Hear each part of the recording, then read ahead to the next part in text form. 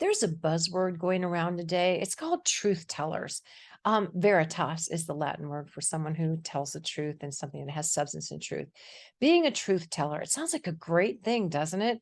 But the context that it's used in, I'm going to tell you to use the truth with extreme caution. Not that I'm telling you not to tell the truth, but in narcissistic abuse, it's extremely important to understand the dynamics of truth telling and how it can do you more harm than good. Just better to keep things to yourself sometime. Martha Mitchell was the person who broke the Watergate story. They actually have used a term called the Martha Mitchell effect. She was telling the truth. She broke a story that was real, but she got medicated. People in science didn't believe her. That effect means that you may be telling the truth, but professionals such as psychiatrists and doctors don't believe you and they call you delusional. They even medicated her. It was very sad. And at the end of her life, on her coffin, it said, Martha was right. Somebody put flowers there with that spelled out, Martha was right. So that's an extreme case of truth telling and why it might not be the best thing to do. And we hear a lot of talk about boundaries there too. Sometimes when you set boundaries with a narcissist, they fail because the last thing they want you to do is to have some autonomy. So also in this truth telling, keep in mind that boundaries kind of falls in and out of this. You need to have boundaries with yourself about who you tell the truth to and who you don't. Truth telling in the context of narcissistic abuse would be just constantly call them out. Why call them out? They're just going to deny it. They're going to lie and deny. It's kind of like if you say to a narcissist, why are you so mean? The answer is going to be, it's your fault. If you just look at them and say, you're mean, they will still say some version of it's your fault. Now, the second way is more powerful and more peaceful. But truth telling, when you just call one out, you show them the evidence. You say, look what you did. This is what you've done to me, or this is what you've done to this person. Even people in court, they just keep saying, I'm innocent, I'm innocent, I'm innocent. And the whole world can tell they're guilty, guilty, guilty. So truth telling is something you have to beware with whom you share.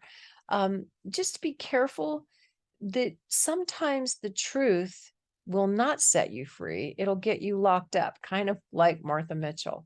And you have to kind of look at your decision on who to tell the truth to and who not to tell the truth to through a filter, not of anxiety or fear, but of wisdom. Use wisdom.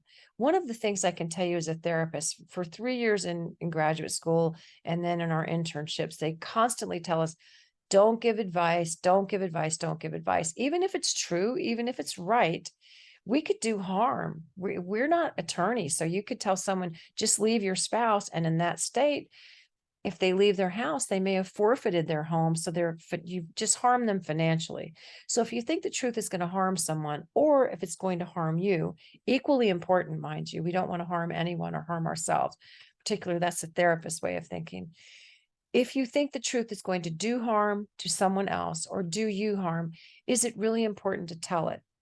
There's a show on TV right now. I won't say what it is. There's many shows on TV with truth tellers in them, but in one it's really a great character where she just feels compelled to tell the truth, and she's always telling the truth, and it's cost her her job, career after career after career. And in telling the truth, she's constantly exposing people. But in it, the anger that she portrays to people while she's exposing the truth actually costs her everything she's really, really good at, which is telling the truth. She needs to just put a little salt and pepper on the truth and, a little lovely sauce over the top of it to tell it with some diplomacy and kindness and compassion instead of just a full-blown exposure, because this blinding to have full-blown exposure. And when you fully expose a narcissist, they'll do damage. Borderline sociopaths, anybody who's selfish, if you expose them, they will find a way to get you back in some way, shape, or form. Now, if you do want to tell the truth, that's perfectly fine. I know in narcissistic abuse, and I know I've done it, I say you either have blow-ups or meltdowns. At some point you do. You just go ahead and tell the truth. It's not like they need to hear it, but you need to say it.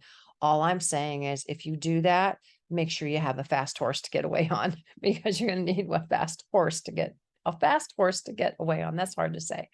So think about that when you tell the truth, so you can save yourself from yourself if you're being narcissistically abused. The narcissist is an antagonist, meaning they antagonize you, and you're trying to be the protagonist of your story. They don't want any of the truth. They only want their truth to be told. So if you try to shed light on their truth, you're going to go to a very dark place if they don't agree with it. So, they don't want to hear it, and they hate hearing the truth, especially if you have evidence in front of them. They don't want you to do it publicly. Oh, they really, really don't, because they're all about control. Absolutely about control. So truth telling, get this point, truth telling to a narcissist is almost as maladaptive as they are about not telling the truth or covering up or manipulating. Just remember that, because a lot of truth tellers were little kids who were raised in narcissistic families, or families where the dynamic was they were the scapegoat. They'll start telling the truth and their family wants nothing to do with them. I remember that my mother one time got very angry with me.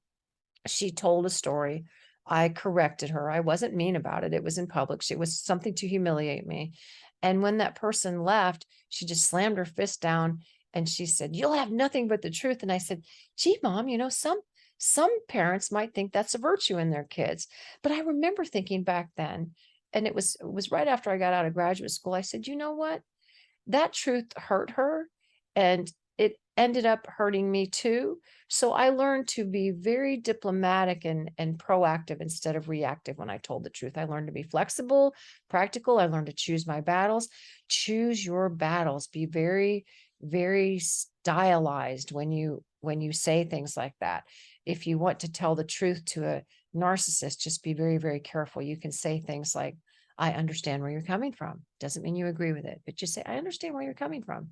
You don't have to agree with it, because they will try to influence you, triangulate you.